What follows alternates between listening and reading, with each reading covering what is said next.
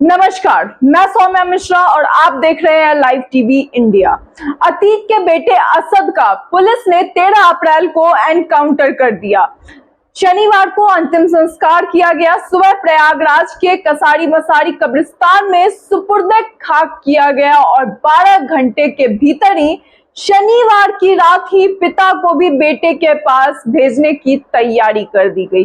अतीक और उसके भाई अशरफ की भी हत्या कर दी गई। देर रात पुलिस की भारी सुरक्षा के बीच अतीक और अशरफ को भी इसी कब्रिस्तान में सुपुर्दे खाक किया गया, मगर अब इस हत्या में सच सामने लाने की मांग की जा रही है। सच सामने लाने की जरूरत है और अब उसकी मांग सर चढ़कर बोल रही है। अब माफिया अतीक अहमद और उसके भाई अशरफ अहमद की हत्या के मामले की जांच स्पेशल इन्वेस्टिगेशन टीम करेगी। प्रयागराज के पुलिस कमिश्नर ने पूरे मामले की जांच के आदेश दिए हैं, मगर इस मामले का यूपी की राजनीति पर भी असर साफ तौर पर दिख रहा है। जहां अब तक विपक्ष सीएम पर ही सवाल खड़े कर रहा था, मगर अब सीएम की सुरक्षा पर सवाल खड़े किए जा रहे हैं।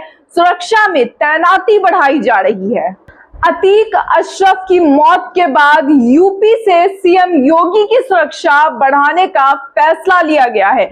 अभी उन्हें Z+ कैटेगरी की सुरक्षा मिली है। सीएम योगी कर्नाटक चुनाव के लिए बीजेपी के स्टार प्रचारक भी है। इसे मद्देनजर रखते हुए इस सिक्योरिटी को बढ़ाया गया है कि अब प्रचार में सिक्योरिटी बढ़ाई जाए। अब से सीएम योगी के लखनऊ से बाहर के दौरे के दौरान उन्हें अतिरिक्त सुरक्षा दस्ता मुहैया कराया जाएगा। चुनाव प्रचार के दौरान उनके क्लोज प्रोटेक्शन का दायरा भी बढ़ाया जाएगा। सीएम योगी और दोनों डिप्टी सीएम के आज के सभी सार्वजनिक कार्यक्रम भी फिलहाल रद्द कर दिए गए हैं। वहीं एसआईटी की जांच पर वापस आते हैं अब, जहां टीम को अपर पुलिस उपायुक्त क्राइम सतीश चंद्र हेड करेंगे। टीम में एसपी सत्येंद्र तिवारी और क्राइम ब्रांच के इंस्पेक्टर ओम प्रकाश सिंह को भी शामिल किया गया है। इस हत्याकांड को लेकर प्रयागराज पुलिस कोर्ट से तीनों आरोपियों की रिमांड मांगने की भी तैयारी कर रही है।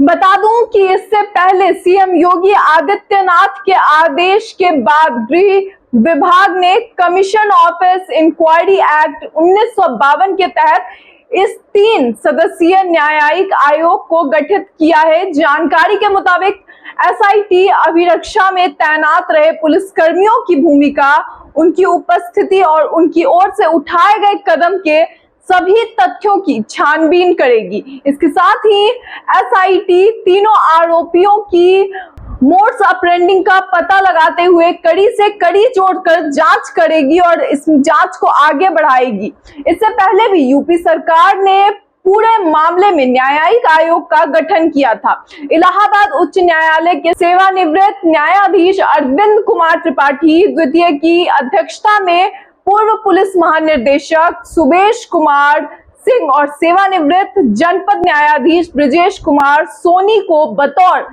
सदस्य आयोग में शामिल किया गया है। आयोग 2 महीने में पूरे मामले की जांच कर अपनी रिपोर्ट सौंपेगा। यानी इस पूरी प्रक्रिया के लिए 2 महीने का समय दिया गया है कि आराम से जांच पड़ताल की जाए, फिर रिपोर्ट्स तैयार किए जाएं। दरअसल जब माफिया अतीक अहमद और उसके भाई अशरफ की पुलिस कस्टडी में हत्या का मामला सुप्रीम कोर्ट पहुंच गया, तब सुप्रीम कोर्ट के वकील विशाल तिवारी ने इस मामले में याचिका दाखिल कर पूरे मामले की पूर्व जज की निगरानी में जांच की मांग की। इतना ही नहीं, याचिका में 2017 से लेकर अब तक यूपी में हुए 183 एनकाउंटर की भी जांच कराने की मांग की गई। याचिका में सुप्रीम कोर्ट के पूर्व न्यायाधीश की अध्यक्षता में एक स्वतंत्र विशेषज्ञ समिति का गठन करने की मांग की गई है। विशाल तिवारी ने अपनी याचिका में कहा कि 2020 में कानपुर के बिकरू हत्याकांड के बाद विकास दुबे और उसके सहयोगियों का भी पुलिस ने एनकाउंटर कर दिया था। इस मामले को लेकर भी याचिका दाखिल की गई कि पूरे मामले की सीबीआई जांच कराई जानी चाहिए।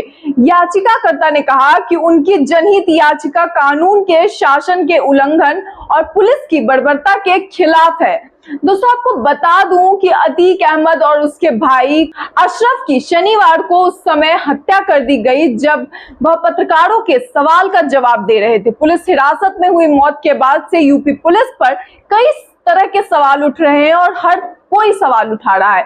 प्रयागराज के धूमनगंज थाने के एसएचओ इंस्पेक्टर राजेश कुमार मौर्य द्वारा दर्ज प्राथमिकी में बांदा निवासी लवलेश तिवारी, हमीरपुर निवासी मोहित उर्फ सनी और कासगंज जिले के अरुण कुमार मौर्य को अतीक अहमद और अशरफ को गोली मारने के आरोप में नामजद किया गया है। तीनों हमलावरों ने पूछताछ के दौरान स्वीकार किया कि उन्होंने अतीक और अशरफ को उनके गिरोह का सफाया करने और राज्य में अपना नाम बनाने के लिए मार डाला। यानी एक गुंडाराज खत्म करने के लिए इन्होंने दूसरा गुंडाराज शुरू कर दिया, ये बात इन्होंने कही है। एफआईआर के मुताबिक इन तीनों हमलावरों ने पुलिस को बताया कि वे सुरक्षा व्यवस्था को भांपने में विफल रहे और इसलिए घटना स्थल से भाग नहीं सके और पकड़े गए।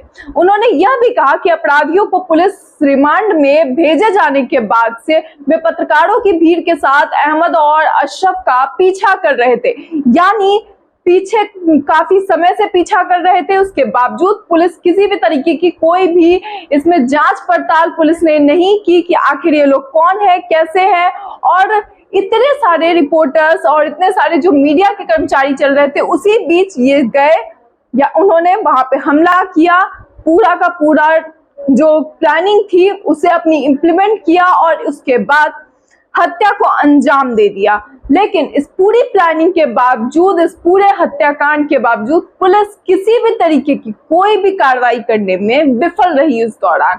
दोस्तों, इस पूरे मामले को लेकर अब सुप्रीम कोर्ट ने एसआईटी कमेटी बनाने की बात कही है और अब एसआईटी कमेटी बनेगी, इस पर जांच पड़ताल की जाएगी और आने वाले 2 महीनों के बाद क्या रिपोर्ट आती है ये तो खैर गौरतलब होगा। मगर फिलहाल इस पूरे मामले को लेकर और एसआईटी की जा रही जांच को लेकर आपको क्या लगता है? अपनी राय कमेंट बॉक्स में जरूर बताएं। फिलहाल इस वीडियो में इतना ही, तब तक के लिए धन्यवाद।